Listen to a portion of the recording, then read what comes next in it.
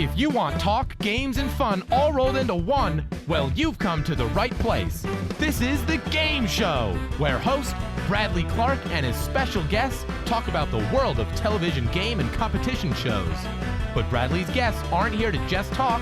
They came to play a game as well. What will today's topic be? What game does Bradley have planned? There's only one way to find out. It's time to start the show. You heard the man. Welcome to The Game Show. And here's your host, the Bradster himself, Bradley Clarke. Austin Angelo, thank you for always starting off the show with a lot of gusto. And welcome everybody to another exciting episode of The Game Show, the talk show, all about the world of television game and competition shows. I'm Bradley Clarke, the Bradster, and I've been looking forward to this episode for quite some time because today I welcome on a returning guest who is here to continue our conversation about his incredible game show career. It was an absolute dream come true to have this guest of mine on the show for episode number 61 because for over 20 years, he is someone I can honestly say is one of my biggest game show hosting heroes. And what a true honor it is for me to be able to introduce him as my special guest for a second time. However, before I do so, I hope you don't mind if I share with you some of the kind words he had for me when we chatted last time. Because whenever I get the chance to hear them, it brings the biggest smile to my face and assures me that all the years of studying the game show genre, and specifically this man's career, has not gone unnoticed. Take a listen. You're amazing. You educate me on my own career. You are a trivia junkie, and I think it's wonderful. Here's the thing. You know more about my career than I do, and I love talking to you because you tell me all kinds of things that I did that I didn't even know I did. I love it when people love game shows like you do. I still can't believe a man who I've admired and respected for nearly my entire life said those precious words of encouragement and admiration to me. I pinched myself last time I was able to introduce him as my guest, and I'm pinching myself again today because a game show legend and a television icon is once again about to come on the line and talk with me about the television genre we both know and love.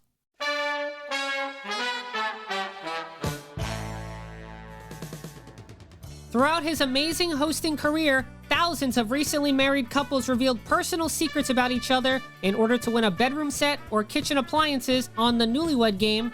Hundreds of contestants tested their luck by saying higher or lower in hopes of winning a bundle of money on Card Sharks. And believe it or not, there was a time where contestants were hoping for a chance to enter a wind tunnel on a Hawaiian island for their shot at thousands of dollars in cash and prizes playing the Diamond Head game. Ladies and gentlemen, it is an honor to welcome back onto the game show. He spells his first name with one O, not two, Bob Eubanks. Bob, how are you? All right, buddy. How you doing? Hey, don't spell my name backwards now. I certainly won't. That's how Bob Barker spelled his first name, so I know the difference. That's right. You got it. It is the thrill of a lifetime to be able to talk with you again. And on a personal note, when I was 7 years old, I officially decided that I wanted to become a game show host. And since I am currently 28 years old, my ultimate goal has officially exceeded the 20-year milestone. And Bob, you have been a constant source of guidance for me as I've watched you for a countless amount of time throughout these 20-plus years, teaching me so many hosting tips and tricks along the way without you even knowing it. So from the bottom of my heart, I just want to express my profound gratitude towards you for being an exceptional role model of mine since I was a kid, and say thank you for being one of my biggest inspirations as I continue to chase my hosting dreams. Thank you very much. I learned a lot from the time I started to the time I ended, off and on for 5 decades. But I learned that people don't want to know about you. They want you to know about them.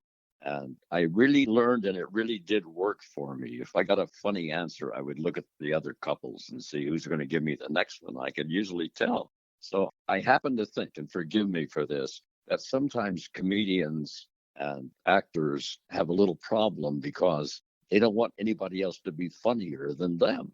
And I learned that as time went on. Well, Bob, I am so excited to continue learning more fascinating facts about your game show career. And then later on, you'll get the chance to add another Game of the Day win to your resume when we play a Bradley Clarke original version of what you have said is your favorite game show that you hosted during your career. So, Bob, are you ready to once again talk about game shows with me? Well, heck yes. Excellent. So I want to continue our conversation by first talking about your book, It's in the Book, Bob, which is your 2004 autobiography. I've read it twice, and it is a fantastic read. Now, the start of the book talks about your first day hosting the Newlywed Game. And prior to hosting the Newlywed Game, although you didn't have a lot of TV hosting experience at the time since you were mostly a radio host, you did have some television exposure as the host of local dance shows like Pop Dance Party and Pickwick Dance Party.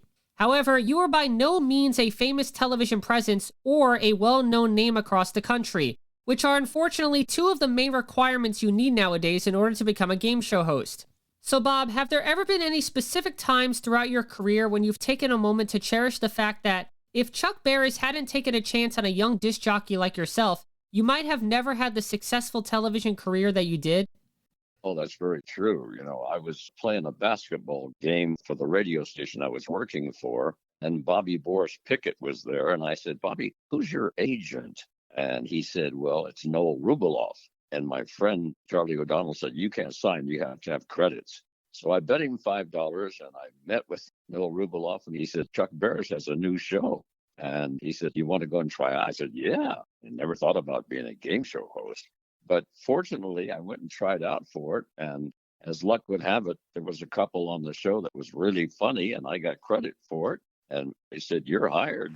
And I had never done a game show in my life, but I had to learn, and it was fun. Did Charlie O'Donnell ever pay you the $5 that you won from your bet? No, he didn't. But, when we showed the Newlywed Game to the guys from New York at ABC, television was pretty quiet then. And couple number one was an unknown comedian named Dom DeLuise and his wife.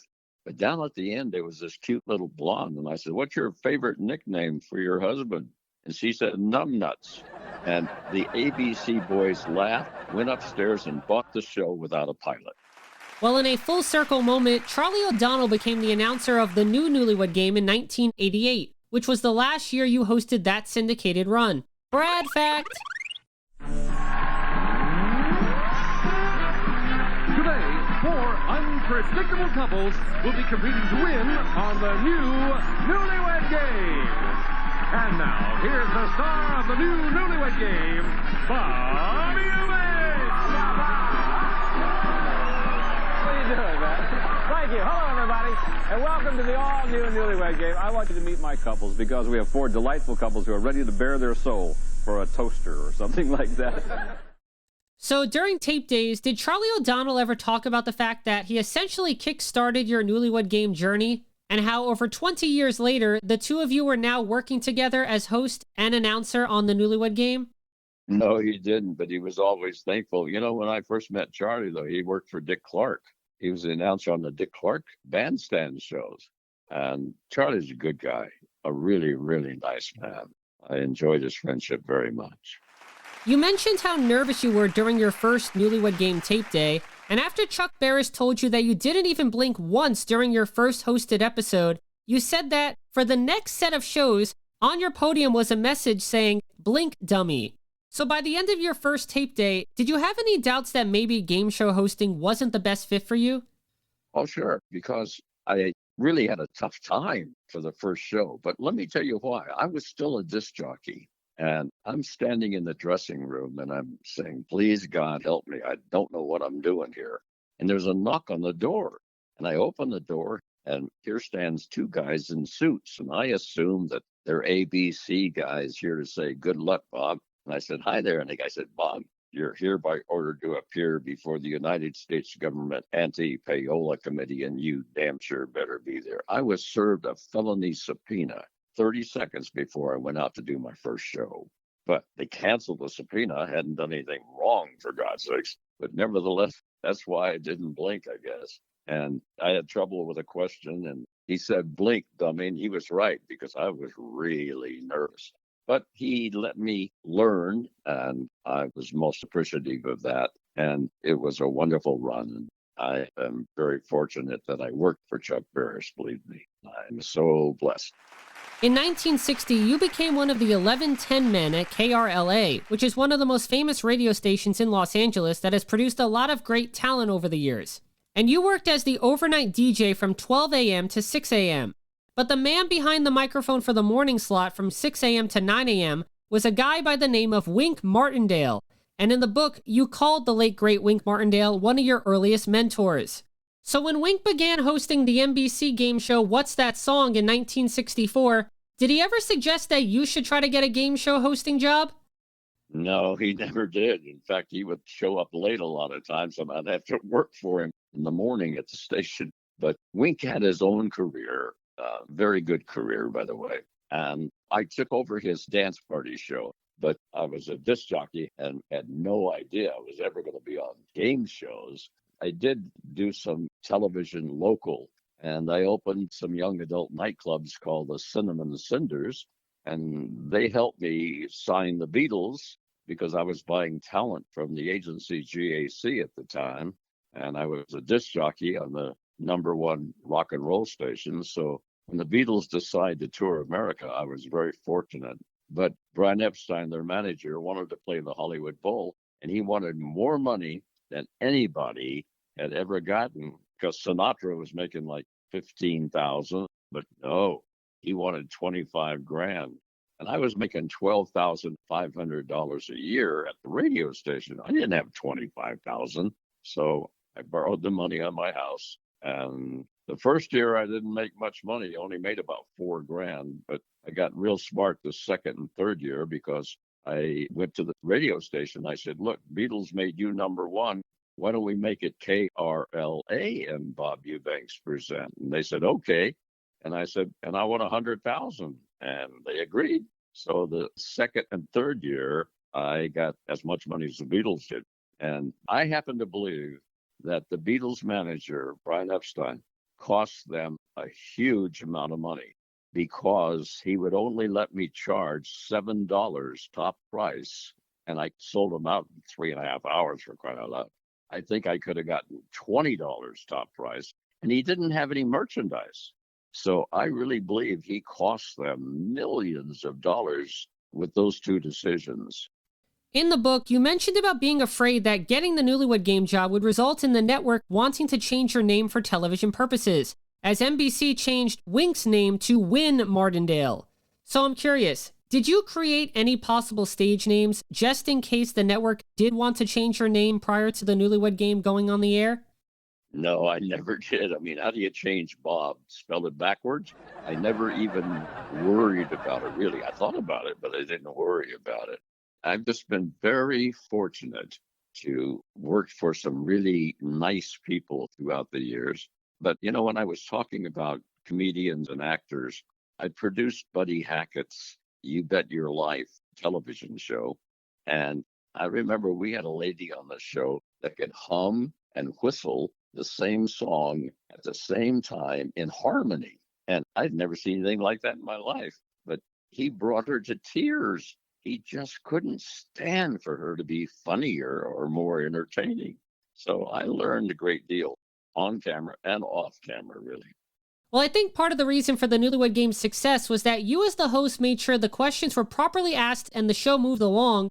But when it came to the real content of the show, you backed off and let the contestants shine. And because of that, the couples throughout the years definitely had the opportunity to showcase their personalities, as well as share some stories that maybe weren't in their best interest to share on national television.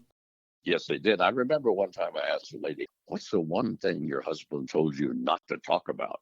And she says, well, my husband and my cousin are going to kill my uncle for the insurance. And I almost passed out. But what made it so funny, when he came back in, he matched the answer. So I figured anybody would do anything for 10 points. There's a famous story that I said, where's the strangest place you've ever made whoopee? And supposedly the lady said, well, that would be in the B, Bob. But that never happened. It was worse than that. She used the A word. I said, no. We need a location. And she said, oh. So many years later, when they did the Chuck Barris movie, Confessions of a Dangerous Mind, they called her. Then we said, Olga, we're going to put that clip in the movie. And she says, oh, please don't. I'm a grandmother now. They said, well, it's worth $5,000. She said, you go right ahead and put it in. Here's the last of our 5-point questions. Girls, tell me where specifically is the weirdest place that you personally, girls, have ever gotten the urge to make whoopee? The weirdest place. Olga?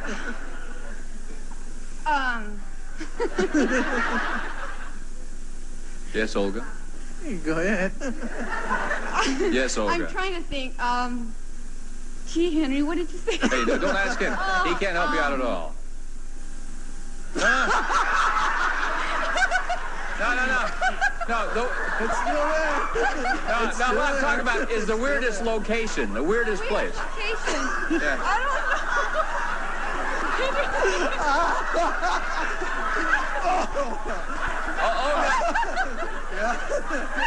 Olga, the weirdest the location or place, you know what I mean? Olga, give me an answer, please. You don't know? Okay, the bell is rung. No answer. He said it was in the car on the freeway is what he said. Okay, let's go on quickly. Debbie? And we had some funny things happen. I remember the grand prize one time was a bedroom set, and in the middle of the show, a dog from the neighborhood came in and went to the bathroom on the bedroom set while we were on the air. Stupid things like that were funny, though. Another funny moment from the Newlywed Game is when you mistakenly said 25-point boner question instead of 25-point bonus question. And this slip of the tongue actually happened to you twice. The first time during the 1970s syndicated run, and the second time during the 1980s syndicated run. Brad fact. 25-point boner. Girls, on what night of the week? Stop! Next question, ladies. 25-point boner. Bonus question.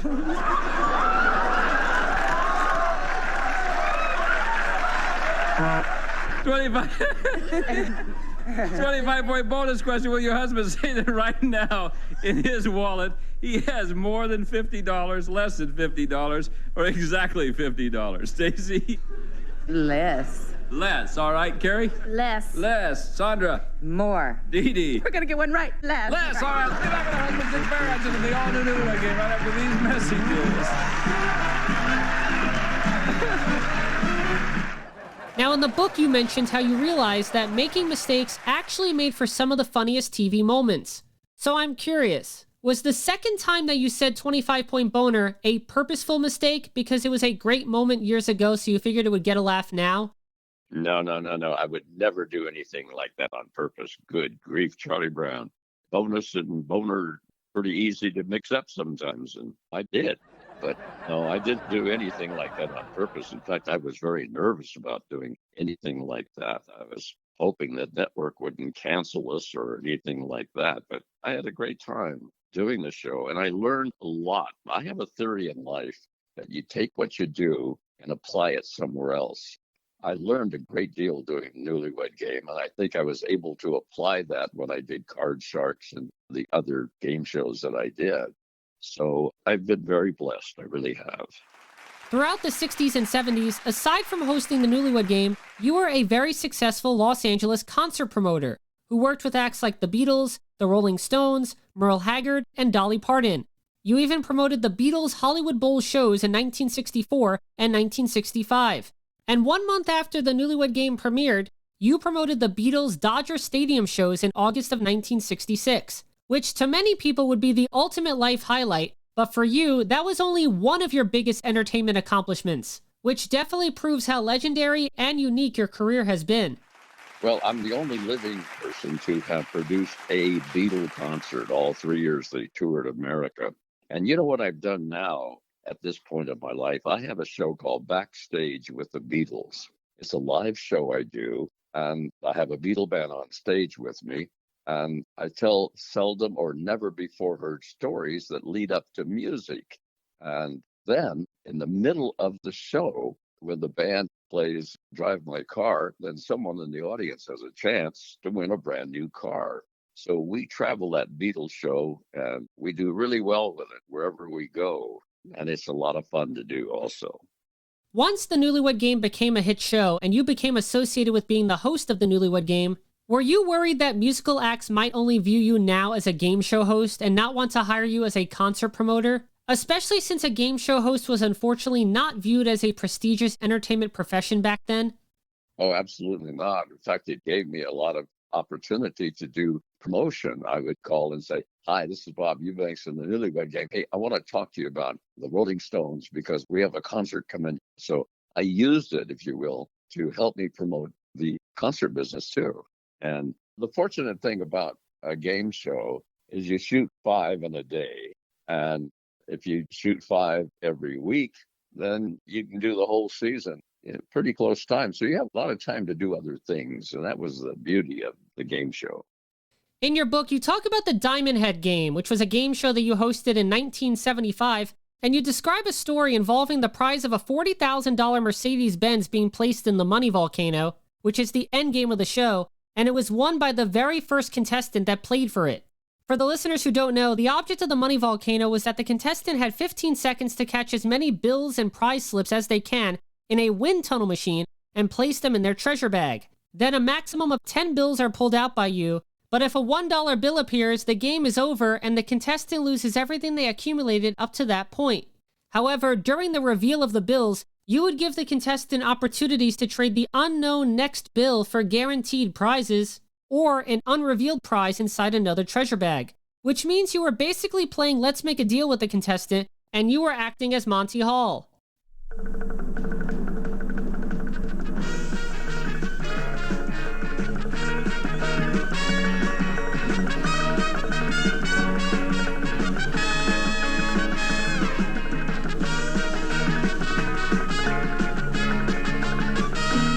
Now, from the travel crossroads of the world in beautiful Hawaii, it's the Diamond Head Game, starring Bob Eubanks. Aloha and welcome to Diamond Head, coming to you from the paradise of the Pacific. Now, today I'll be asking 2 contestants from each of our 4 islands questions with an international flair. And then one player at the end of today's show will enter Diamond Head, where there's over $100,000 in cash and prizes. Mike Woodward, you are a very busy man up there. Jane Nelson, let's take Mike down here. Mike, come and hand me your treasure bag. Hand it to me right here, and let's take it. And now, let's find out what you have inside. Now, remember, we're going to be pulling out a maximum of 10 bills, one at a time. Every bill that I draw will be yours to keep. However, if a $1 bill comes out, then you lose. The game's over. You've lost everything you've accumulated out of your treasure bag. You've already won the prize on the island and the money going up, so that's yours no matter what happens. So if you're ready, let's reach in here and pull out your first bill. Here it comes right now. I'll tell you what I'm going to do. Before I show you your first bill, I will make you a deal. I'll make you a special kind of an offer right now. Now, the bill I have in my hand could be a $1 bill, or it could be a $1,000 bill, or it could be a $5,000 bill. I will trade you what I have in my hand and what you have in your treasure bag right now for a refrigerator freezer valued at $550. I'll just make that trade with you direct right out. I'll go for the bill, whatever it is. Whatever it is. Before you make that very final decision, Mike, that final decision, you understand? Yes. I will make you another offer. Yes. I will add to that a $1,000 gift certificate. Now, I'll offer you an organ worth $900. I will offer you a refrigerator freezer worth $550. I will offer you a $1,000 gift certificate. Now, if it's a $1 bill, you'll lose everything, but it could be a big bill. Yes. Well, I'm detached from the result. I'll go with the money and forego everything you've offered. You're going to forego everything I've offered. Yes. Everything I've offered. Tell you what, before you make that final decision, Jane Nelson, would you come down here? Because I want to make you another special kind of an offer. I've offered you a refrigerator freezer worth $550. I've offered you an organ worth $900. I've offered you a $1,000 gift certificate. Thus far, you've won a typewriter and a calculator worth $450, and you won $150 in that climb. Now, Jane Nelson has a treasure bag just exactly like you had on a minute ago. Inside could be a big prize, or it could be a booby prize. I will give you the refrigerator freezer. I will give you the organ. All right? I will give you everything I've offered you thus far, plus what she's got inside her treasure bag. Yeah. Or do you want to go on? If you go on, it's a $1 bill, you lose. If you go on, you win everything. What do you want to do?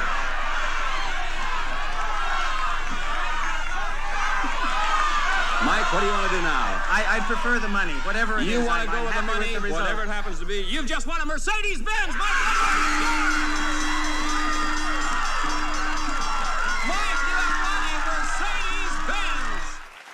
Now, Let's Make a Deal was still on the air at the time, so while filming the Diamond Head game, did you ever feel like you were hosting a partial Let's Make a Deal knockoff? I never even thought about things like that. I was just trying to make the format work. That was a tough show to do. We did a lot of shows in a short period of time over there. And honestly, I had a good time, but it wasn't my favorite show. It was my favorite location, I guess. It's been over 20 years since you released your autobiography, Bob, but I know you are currently working on a new book. So why don't you tell the listeners about it? I'm writing another book, and it's called Short Stories About Big People. And I've got about 300 stories about everybody, game shows to concerts to people I've dealt with. And it's a pretty interesting project for me. I'm having a good time doing it. And not only are you writing a new book, but you can also be found on Cameo, isn't that right? Yeah. If any of your listeners want me to record a message for anybody in their family or whoever, just go on to Cameo and look up my name. And then I would record a video saying, hi, this is Bob Eubanks, and your son, Mark, wants me to wish you a happy anniversary or whatever like that. So I'd be very happy to do that. Cameo's a lot of fun. My friend Jamie Farr, who was on MASH, he has made a living doing Cameo, and he does a great job, too. The mid to late 1980s was an exciting time for you because you had the opportunity to host 2 game shows at the same time. In 1985, you began hosting a new syndicated version of the Newlywed Game, and then soon after, Mark Goodson hired you to host a revival of Card Sharks for CBS. Brad fact! Now, the last time we chatted, Bob, you mentioned how Mark Goodson was not a fan of the Chuck Barris shows. So were you surprised that he still selected you to be the host of Card Sharks, despite you also hosting the Newlywed Game at the same time? Yes, I was. Goodson didn't like Barris, and I had a rough time getting involved with Mark. And one day at the airport, I met his attorney and I said, hey, I want to work for the guy. And sure enough, I got a call and I was able to do Card Sharks then. Aside from the fact that you had worked with Mark Goodson before as the host of Trivia Trap from 1984 to 1985, do you think your experience bantering with the Newlywed Game contestants during the show's questioning was a contributor to Mark hiring you for Card Sharks? Because maybe he was looking for your specific style of contestant interaction to be a part of the Card Sharks questioning portion for the revival? Yes, I do. I had success with Newlywed Game, so I had a name. And I think once he got rid of his Chuck Barris dislike, he hired me to come over there. And then I worked for him for a long time. Card Sharks was really a fun show to do. He gave you a chance to kind of play some Newlywed Game, but then you also had a chance to play a game. I didn't have to draw humor so much from people because it had a game that also worked. Newlywed Game, I had to draw the people out. I had to get something funny from them. But with Card Sharks, I could play the game, and then the game also had a format that gave me a chance to kind of relax a little bit. And it was a fun show. I enjoyed Card Sharks a lot. But the time that I worked for him, and I don't know exactly how long it was, I only got 2 recommendations from him, and they were very, very intelligent, too. He really let me do what I did, and I was very blessed. But when I worked for Barris, so Barris always liked the dating game better than the Newlywed Game, but who knows why. He was a very talented guy, I'm telling you. We had a lot of fun over there, and he had people working for him on the dating game. They were making like $200-300 a week, but he would walk in and say, okay, you're going to Spain. It was amazing. The people that worked for him got to do a lot of things, didn't make much money, but they had a lot of fun. In December 1988, after hosting the Newlywed Game on and off for 22 years, you decided to leave the show, as you mentioned that you wanted to produce some movies and that you had a new game show premiering in September 1989, which I'm presuming was the revival of All-Star Secrets that unfortunately never made it to air. However, at the time, you were still hosting Card Sharks for CBS. So why did you decide to leave the Newlywed Game instead of Card Sharks? Well, I felt that Newlywed Game had run its time, if you will. And I was just trying to protect myself, and I wanted to continue to work for Goodson. And was it the right thing to do? I'm not sure, but it's one of those things I did. Comedian Paul Rodriguez was hired to take over as host of the Newlywed Game, and on your final episode, you introduced Paul as well as debuted the show's new set, which, if I'm going to be honest, was very weird looking and, for no fundamental reason, featured a refrigerator and a trunk of random items. Today, 4 unpredictable couples will be competing to win on the new Newlywed Game. And now, here's the star of the new Newlywed Game, Bob Eubanks! Thank you. Thank you very much. Hello, everybody. Welcome to the Newlywed Game. Well, you've probably heard there's going to be a big change on the Newlywed Game. Well, there is. I've decided to leave the show. You see, for the past 22 years, I've had the pleasure of bringing the humor of thousands of couples into your living room. And for that, I want to say thank you very much. I've had a wonderful time. But now it's time for me to go on and do other things. I want to produce some movies with my kids. I have a new game show that's going to begin in September of 1989. And it's just time to do something different. So the producers have found a young man who is going to bring his very own unique qualities and humor to the show. He's one of the funniest guys you'll ever meet and one of the nicest guys. And I want you to meet him right now. He's a good friend of mine, and he will soon become a very good friend of yours. He's the host of the Newlywed Game, the new host, Mr. Paul Rodriguez. Paul? All right, my friend. Oh, you look spiffy. Woo. Well, yeah, you look great. I took some pointers from you. Yeah, you look like you're supposed to look. That's wonderful. Anything you want to leave me with? Well, yeah, there's a couple of things you need to learn to say. For instance, let me hear you say, okay, couples, here's our 25-point bonus question. Bueno, couples, aquí tenemos las cuestiones del 25 bonus. Well, we have some work, but he's going to do great. Now, we got a new set for you. I want you to meet the couples, and I want to show you a couple of things up there. So why don't we go up there and take a look at your new set? Come on, Paul, let's go. See, look at this. This is your new set. Isn't this something? This is your new set. And a lot of people have asked me, where is the band? Yeah. Oh, this is the band. Here's the band. So the band will always play you on. Now, I got other things I want to show you. Over here is your podium. See, you can lean against it, you can sit on it, and do anything you want. There's a couple of things. I usually run 4 or 5 minutes over, so this will help you.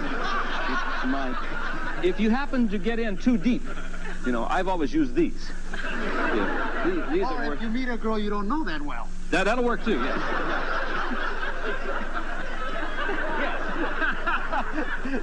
If you ever need me, I would just want you to pick up this phone and call my number. 1, 2... No. Now, we've also got snacks for you. If you get bored, we have ding-dongs. We just have snacks. We have lots. Hey, what was this for? No, they wouldn't. A question we couldn't use. Okay. Yeah. Now, over the last 22 years, I've gathered a lot of things. I was always hoping that the Tysons would come on the show. So, get this, you see? Sometimes the couples get a little angry, and I've had the need of wearing a hard hat, you see? So these are all of my... That's more me.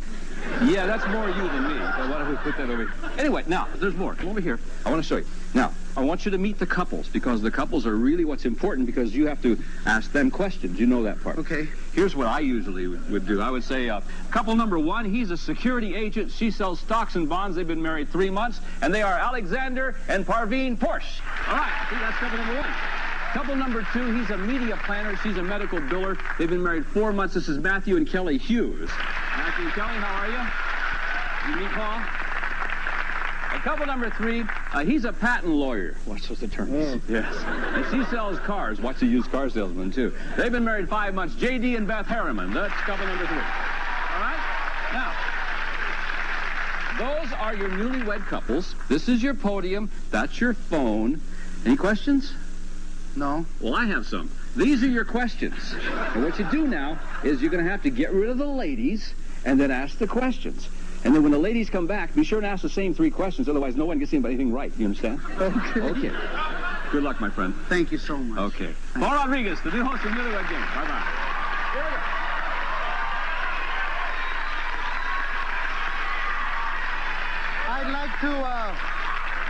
like to just say that anyone that's done anything for 22 years must have done it very, very, very good.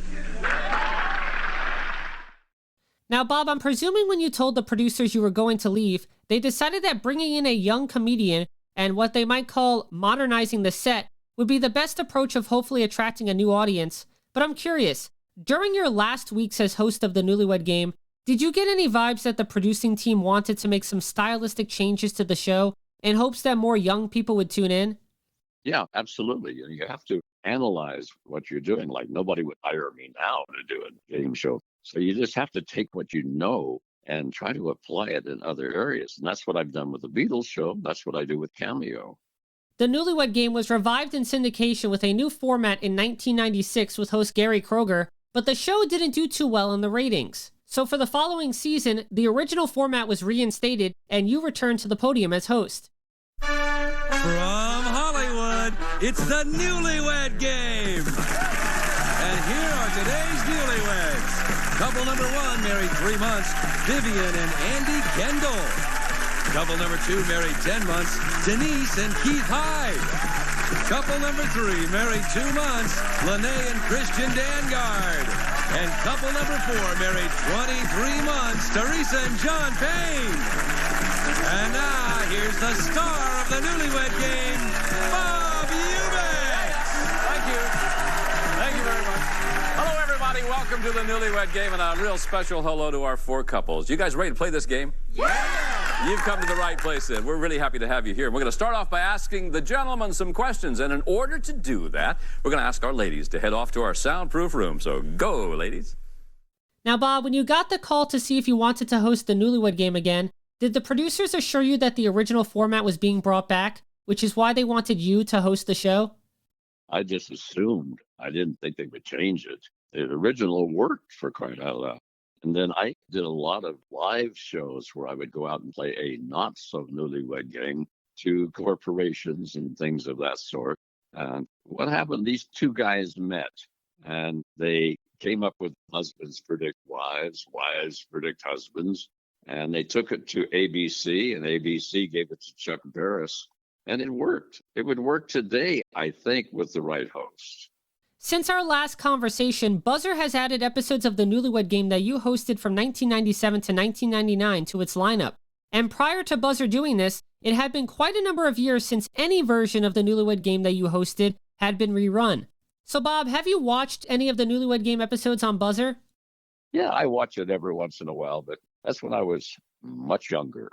But you still look good, Bob. Well, I appreciate that very much, but I'm still out there banging away, doing things, and having a good time, and I'm married to the most wonderful, most beautiful lady that ever existed, and my wife is the #1 wedding planner in all of Ventura County, and she's a perfectionist. I mean, I get up in the middle of the night, go to the bathroom, I come back, the bed's made. She's beautiful, she's wonderful, and she's really smart. And I have great kids, and I'm very blessed. And you mentioned your son Noah the last time we talked. How's Noah doing? Noah, he wants to be in the commercial realty financing business, and he doesn't want to know anything about show business. And God bless him, he's just a wonderful, wonderful young man. I'm very blessed. Does Noah ever watch any episodes of the game shows you hosted?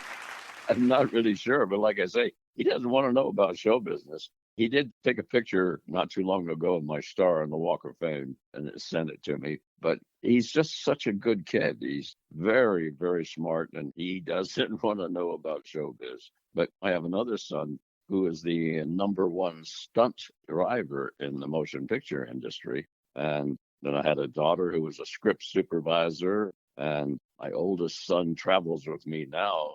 He's a retired fireman, but he travels with me and produces my live Beatles show, too. So my kids have been involved in show business, but Noah doesn't want to know anything about it. And in 1988, your daughter Teresa actually filled in for dealer Lacey Pemberton on a few episodes of Card Sharks while Lacey was on maternity leave. Brad fact! You can win this beautiful car with just one answer on Card Sharks. And if you play your cards right, you can win And now, the host of Card Sharks, Bob Eubanks. Thank you, Gene. Good morning, everybody. Welcome to Card Sharks. We're glad you could join us today because we have a new car to give away. We have lots of money to give away, and we have two of the prettiest dealers in all of television. I want you to welcome our dealers today. Here they are, Susanna and Teresa. Please welcome them, will you? Good morning. Wow. Does she look familiar? I thought I could handle this real well, but I just may break down. This is my daughter, Teresa. What are you doing here? Oh. Hey, deal out the cards, will you? Let's get our card sharks here. Shoot. That's a big moment for me right there. You can win this beautiful car with just one answer on Card Sharks. And if you play your cards right, you can win $32,000. And now, the host of Card Sharks, Bob Eubanks. Thank you. Thank you very much. Good morning, everybody, and welcome to Card Sharks. We're going to meet our two Card Sharks in just a moment from now, but right now, let me remind you, we have a new car and lots of money and also two very pretty ladies to deal out the cards. So why don't we get them out here right now? They are Susanna Williams and today's model, my daughter, Teresa Eubanks. Here they are, our dealers this morning at Card Sharks. Hey!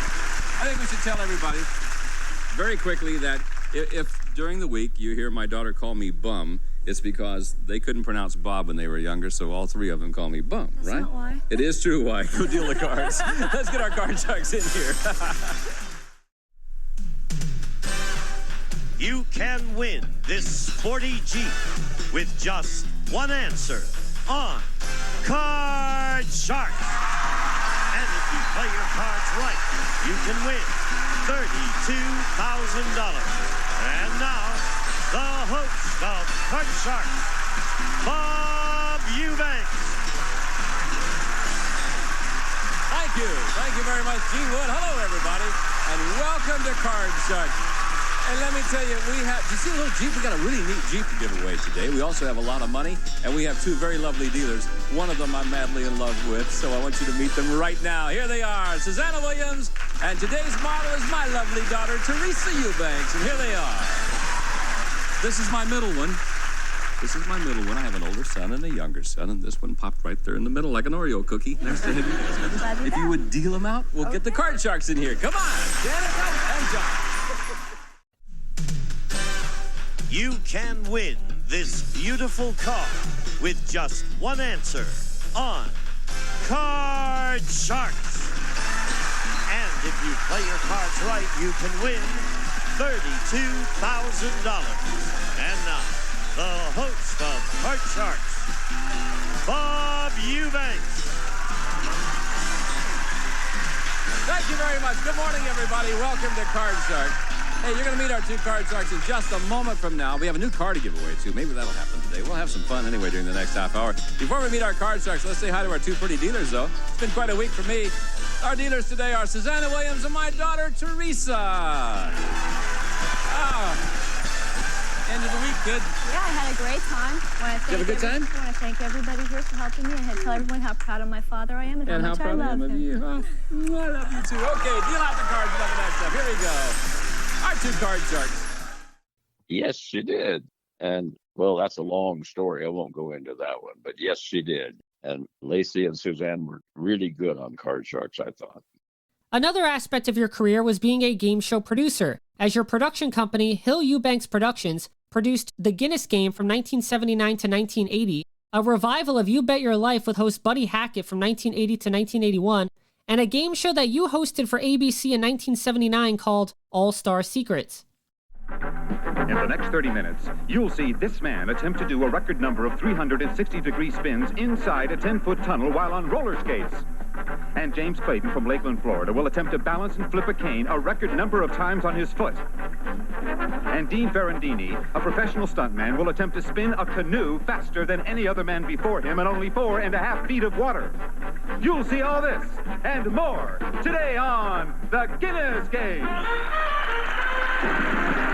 Here's the star of The Guinness Game, Don Galloway. Thank you. you. Welcome to the Guinness Game, based on the Guinness Book of World Records. Today you'll see some very interesting, exciting, and dangerous events take place right before your very eyes. All of what you're about to see is real, and all our challengers are fully qualified. Many have been in training for years, waiting for just this moment, a chance at that most elusive of all titles, the best in the world. Some will succeed and some will fail, and today, these three players will be betting on the outcome of the most exciting world's record challenges ever presented on television. In a moment, Bill Valeka will attempt to establish a new world's record by spinning 8 times in a circle through a tunnel 10 feet long while on roller skates. Will he succeed or will he fail? You'll find out right after this. Ladies and gentlemen, Mr. Buddy Hackett.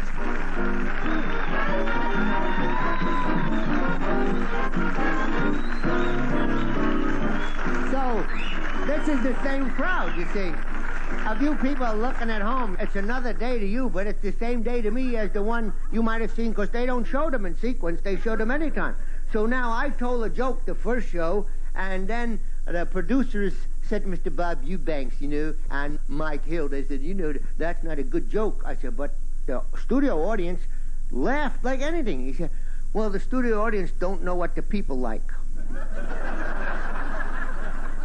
It's wacko time with producers, So then I said, well, I want to tell them about the guy in the desert. They said, don't tell that one. This guy is in the desert. And he's crawling through the desert. And he said, water, water, water. And the guy comes over with a suitcase, opens up and says, listen, mister, you want to buy a tie?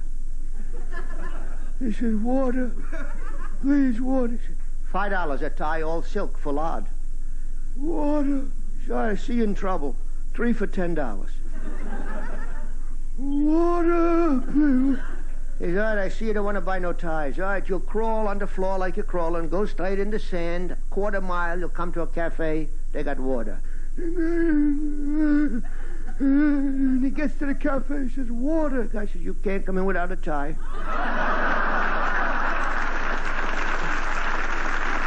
Why do you tell me they wouldn't like it? We'll be right back to play You Bet Your Life and Win a Skunk.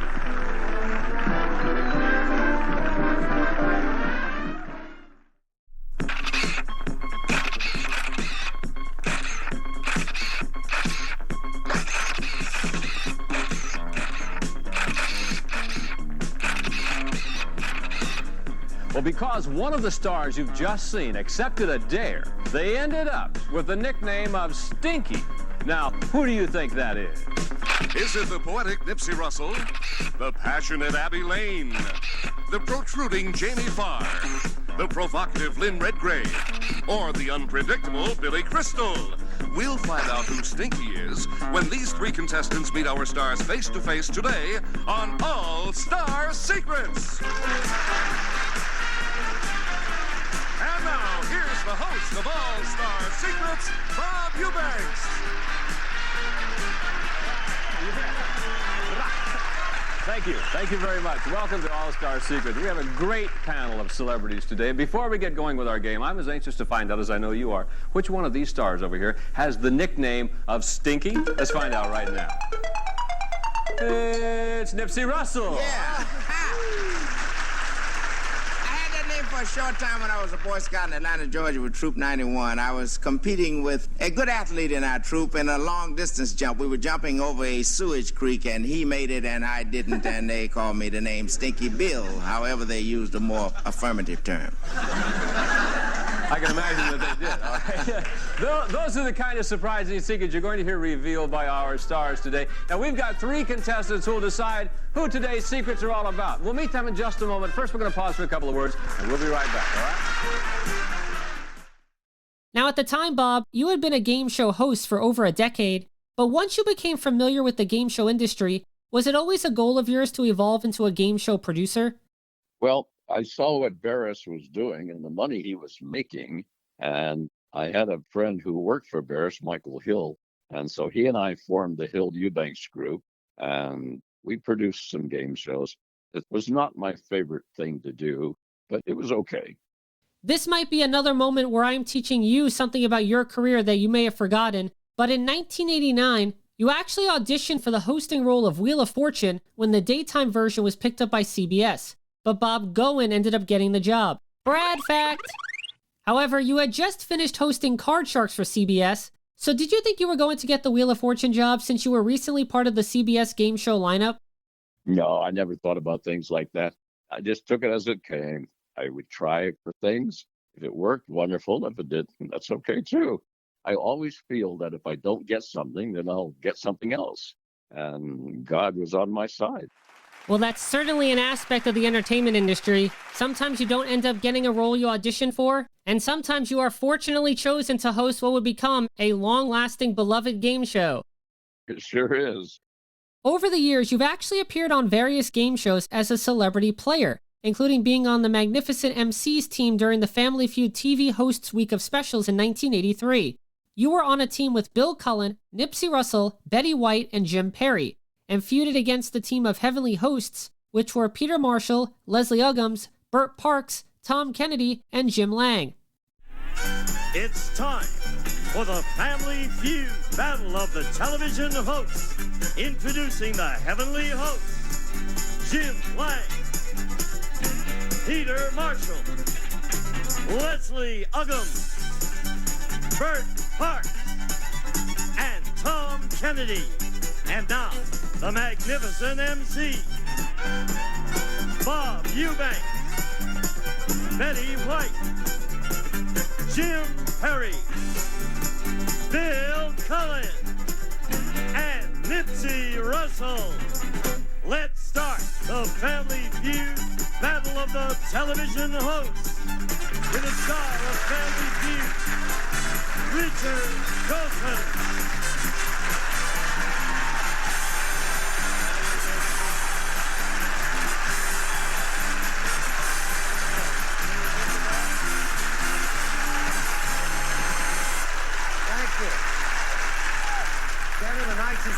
People have entertained you over years, came here, entertained us. We played 4 days. Today we have another $10,000 to play for.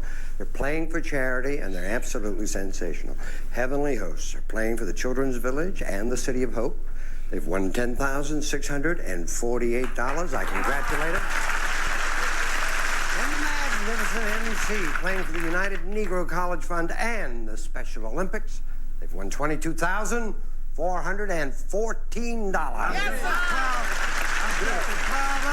So today we're going to find out who gets a chance to play for the last $10,000 and take those trophies home. Now, I know Bill Cullen and Nipsey Russell were on All-Star Secrets, and you appeared on Jim Perry's Card Sharks to promote All-Star Secrets. But including Richard Dawson, were you meeting any of these hosts for the first time? And if so, was there anyone in particular that you were most excited to meet? Okay, here again, you're testing my memory, my friend. I don't remember if there was anyone. I really don't, but I know I had a lot of fun doing it. And Dawson, this is in my book too. Dawson was a funny guy with Family Feud. Right before he would go on to do 5 shows, he'd call Goodson and he said, I want a raise. And if I don't get a raise, I'm leaving. And Goodson would give him a raise because he didn't want to lose the money on the 5 shows they were going to shoot. There's some strange people out there, but that's all right. He did a good job. You also appeared as a square during both editions of Game Show Week on the Tom Bergeron-hosted Hollywood Squares, along with other game show personalities like Wink Martindale, Jim Lang, Tom Kennedy, Charles Nelson Riley and Brett Summers, Betty White, and the original master of the Hollywood Squares, Peter Marshall.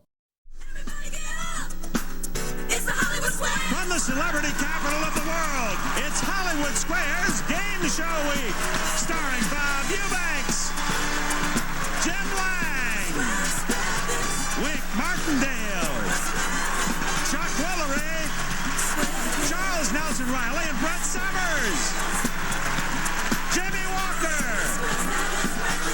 Kathy Griffin, Martin Mull, and this week's Center Square, Peter Marshall. We got the best and most players from coast to coast, and I don't want to boast, it's Hollywood. I'm Rod Roddy, and here's your host, Tom Bergeron. Holy mackerel, welcome. What a week we've got for you. First of all, pinch hitting is the voice of Hollywood Squares this week, Rod Roddy. been looking forward to this the first time we've met today, and I've been looking forward to this since I first heard he was going to do it. The man who made this podium safe for the rest of us, the original host of Hollywood Squares, our center square, Peter Marshall. Thank you. Thank you, Tom. Thank you. All right. It's going to be a great week. Glad you're on board for it. From the celebrity capital of the world, it's Hollywood Squares Game Show Week Part 2, starring Monty Hall, Rosemarie, Nipsey Russell, Bob Eubanks, J.P. Morgan and Jamie Farr, Betty White, Tom Kennedy, Joanne Worley, and our center square, Martin Mull. We got the best and most players from coast to coast, and I don't want to boast it. Hollywood Square Band. I'm Shadow Stevens, and now your host, Tom Bergeron. Thank you. Thank you, Shadow. Welcome to Game Show Week Part 2 on Hollywood Squares. We've been looking forward to this. Give it up for Martin, all of our stars. Shadow Stevens here back as our Hollywood Squares announcer. So throughout the years, have you had the opportunity to interact with other well-known game show personalities, like the ones I just mentioned, outside of a studio setting? No, not a whole lot. Sajak and I have had dinner several times, but I was never really close to any of them. Not because I wouldn't want to, it just didn't happen. I was living in a different society, if you will. And Pat Sajak, he broke my record because he was on, I guess, 40 years. And he's such a good guy, and he did a really good business with that show. And I just feel very fortunate.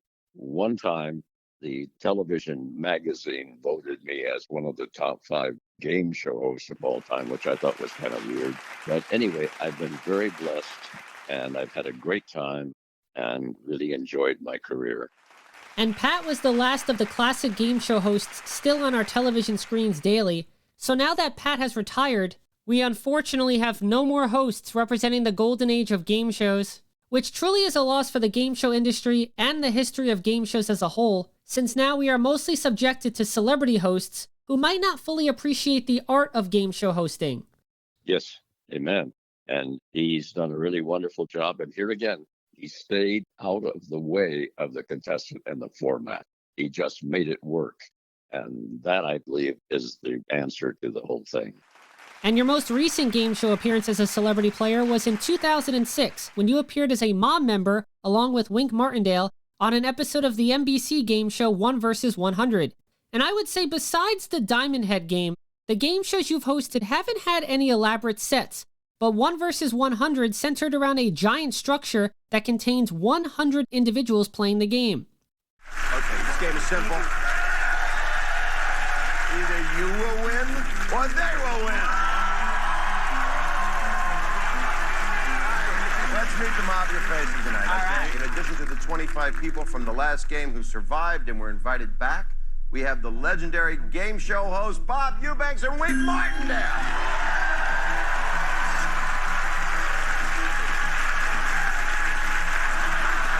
Now, you guys, you've been hosting game shows for a couple years. Yeah. What's the strangest thing that ever happened on the show, Bob? A Newlywed Game? One time I asked this lady, I said, what's the one thing your husband told you not to talk about? She says, well, my husband and my cousin are going to kill my uncle for the insurance. And she was serious. Yeah. And what made it so funny, the husband come back and he matched the answer, man. They get 10 points in their husband's Well, thank you both for being here. Hey, thank you. I'm very excited. So when you first saw the 1 vs. 100 set and made your way into your mob pod, was this maybe the first time you realized firsthand how different the game show industry in the 21st century is? And what gimmicks, per se, game shows need to have now in order for networks to think of them as interesting and investable? Oh, there's no doubt about that. I had a refrigerator as a grand prize and a little small set and no biggie. But here again, if the format is strong, it doesn't matter what the set looks like, I think. And I don't think that the big, elaborate set, I'm not sure it draws any viewers. I don't know, maybe so. But I think time goes on. And you see things change and get better as time goes on because you learn from watching in the past. So I'm appreciative of what people do now. Before we get to the game, the last question I have for you is, has there been a specific game show format that you would have loved to host but never got the chance to? Oh, boy. That's an interesting question. Not really. No, I think I was very happy with Newlywed Game and Card Sharks. Those were my two favorites. I had a good time in Hawaii with Diamond Head, but no, I don't think so. I was very fortunate and I've just been blessed. I'm very lucky. And this year, 2026, we are celebrating 2 of your game show milestones. The 40th anniversary of your incarnation of Card Sharks and the 60th anniversary of the Newlywed Game. Brad fact. No kidding. I didn't know that. You know a lot about game shows, my friend. You really do. Well, that's what I'm here for, Bob. I'm fortunate that I have so many game show facts stored in my brain, which includes many facts about your incredible career. So I'm always happy to share my game show knowledge when I get the opportunity. Well, you're a game show junkie. And you know what's cool about you is that you know things about me that I sometimes don't remember. Well, I'm happy that I'm able to bring back the memories for you. Well, Bob, we have reached my favorite portion of the game show, and it is once again a true honor that I get to host a game show for you to play and show off some of my hosting skills that I've learned from you over the years. It's time for the game of the day. Game of the day. And as I said at the beginning of the episode, we are going to play a version of the game show which you have said is your favorite game show that you had the opportunity to host throughout your career. Now, Bob, I hope you know which game show I'm referring to. Was it Card Sharks? You are absolutely correct. We are about to play, in the words of Gene Wood, Card Sharks.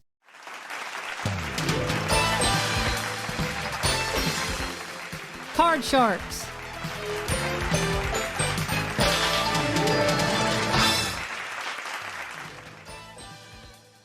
And here's how this version of Card Sharks is going to work.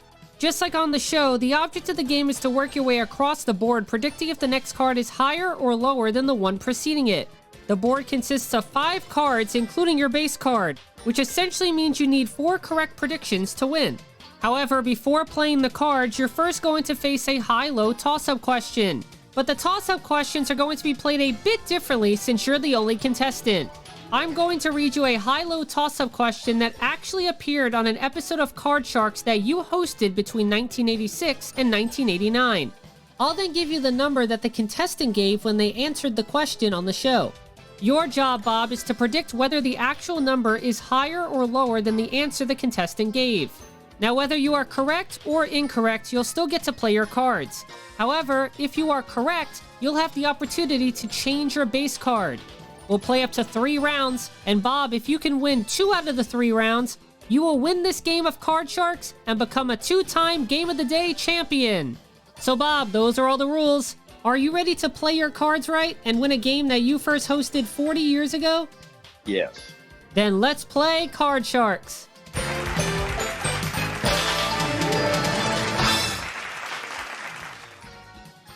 Alright, so the cards have been shuffled and cut, and we are going to start with round 1.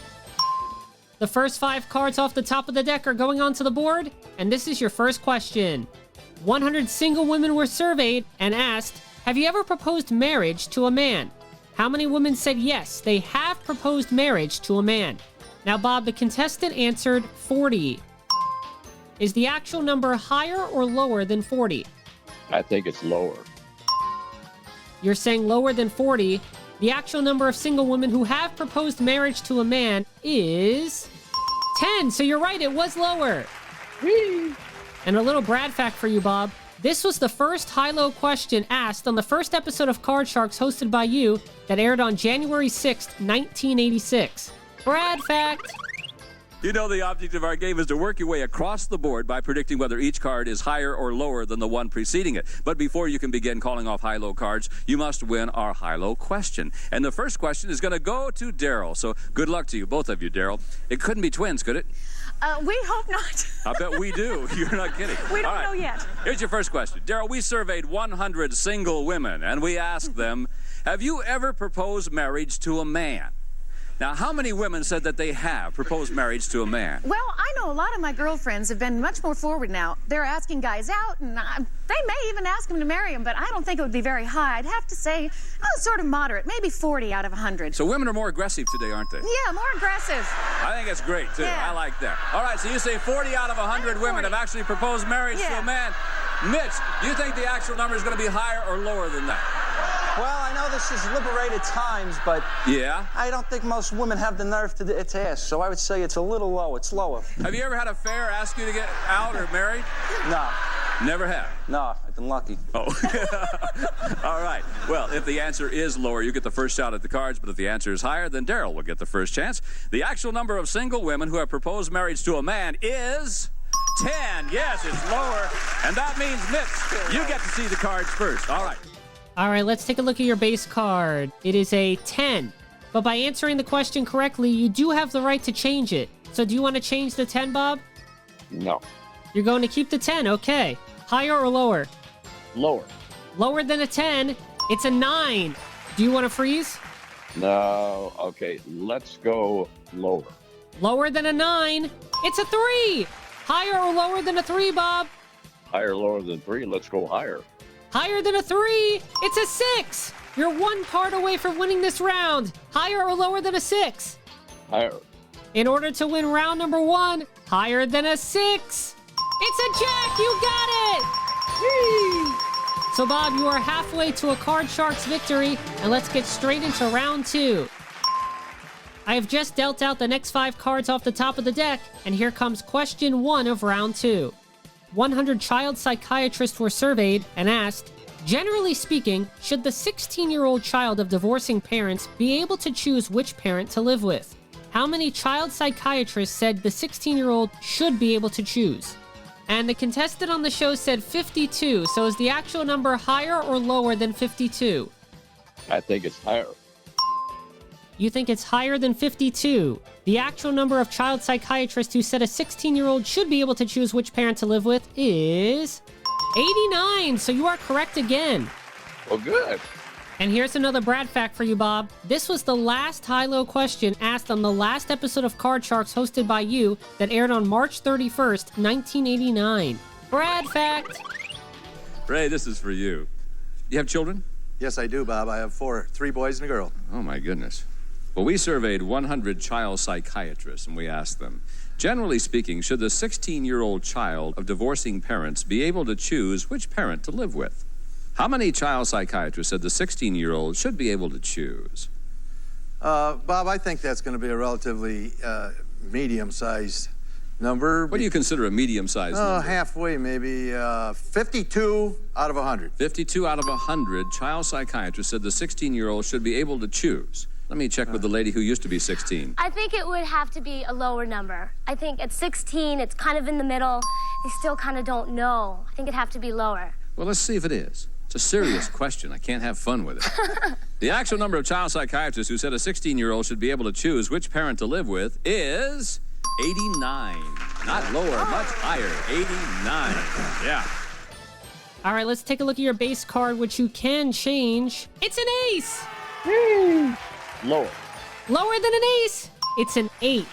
Bob, do you want to freeze on the 8 and try another question in hopes of changing it? No, I think it's lower. You're taking a chance and saying lower than an 8. It's a 5. Well, let's go higher. Higher than a 5. It's a queen. Bob, you are 1 card away from playing 2 perfect rounds and winning this game. Higher or lower than a queen? Lower. To be crowned Game of the Day champion for the 2nd time on the game show. Lower than a queen? It's a 6. You did it. Whee! Congratulations, Bob. And with this win, now everyone will know you as both a great host of Card Sharks and a great Card Sharks contestant. So it's a good thing you came on the game show for a 2nd time. Thank you. I appreciate it very much.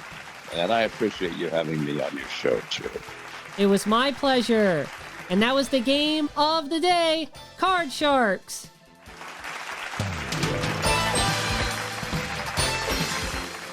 Card Sharks.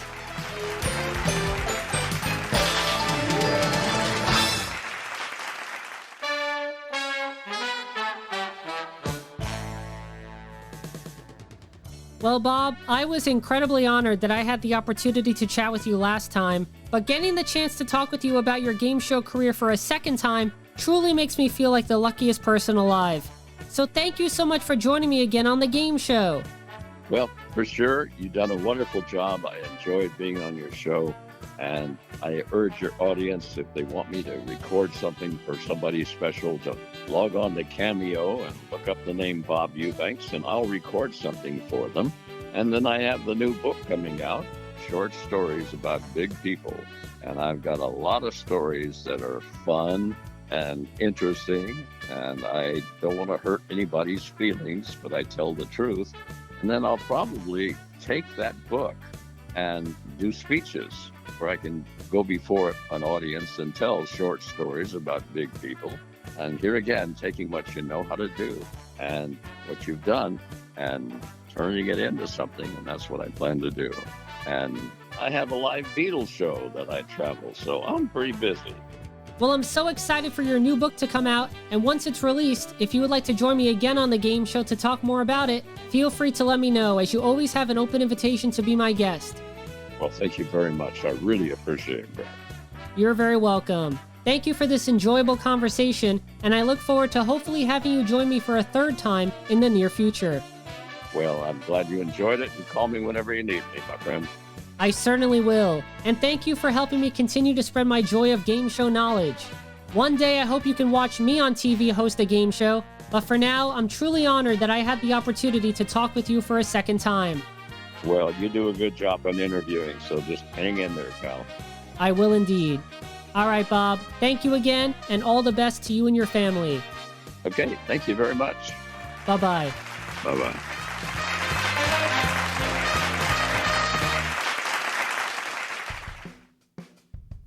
Well, unfortunately, all of the change cards have been used, which means we have sadly reached the end of this episode of The Game Show.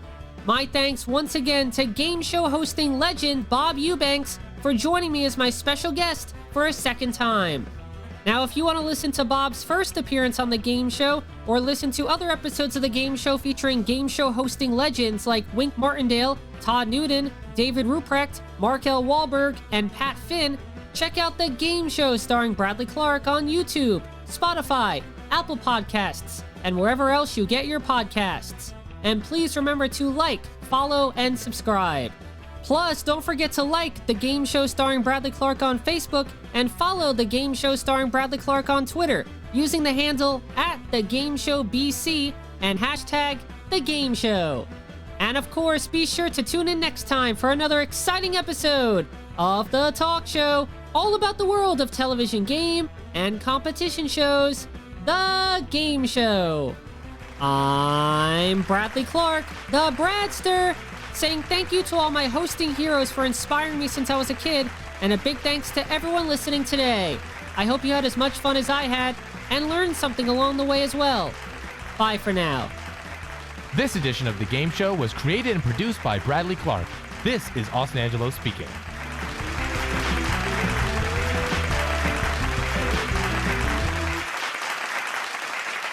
The Game Show is a Bradley Clarke production. Get your game on.